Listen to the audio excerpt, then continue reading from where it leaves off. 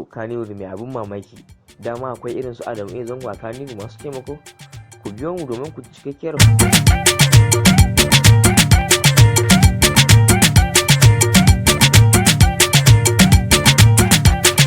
tarihin masana'antar shirya fina-finan Hausa, wato Abdullahi Adamu Zango, wanda aka fi sani da Prince Adam A Zango, mawaƙin arewacin Najeriya da ma Najeriya gabaki ɗaya. Ɗauki nauyin wasu marayu da ke garin Kaduna su 101, inda ya cire naira na dukan naira har naira miliyan 46 ya biya musu kuɗin makaranta daga matakin firamare har zuwa secondary school. Jarumin ya kirkire wani organization mai suna Zango Initiative a lokacin da ya wallafa shafin shi na Instagram.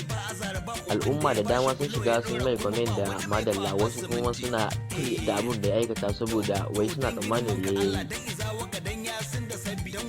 Wasu da dama kuma sun shiga shafin shi na Twitter inda suka wallafa mai cewa gaskiya jarumin ya yi namijin kokari, inda ba su taba tsammanin zai aikata wannan abun ba. Wasu malamai daga jami'o'in yankin arewa su ma sun mai yabo da madalla cewa ya yi namijin kokari, ba a taba tsammanin wani jarumi daga masana'antar shirya fina-finan Kano zai aikata wannan abun ba,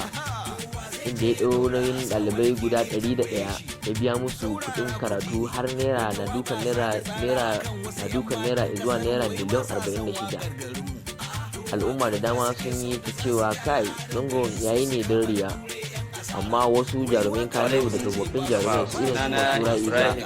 Musa, malami da ke karantarwa a jami'an Abubakar Tafawa Balewa Bauchi, na fito ne ba don komai ba don in yaba ma wani gagarumin kokari da wani jarumin fim Adam A Zango ya yi bisa gudunmuwa ko kuma ɗaukan nauyin ɗalibai da ya yi har kimanin ɗalibai guda 101 wanda ya ɗauki nauyinsu tun daga matakin nursery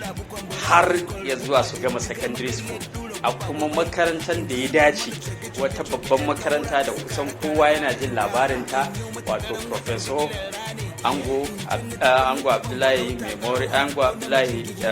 Group of International School.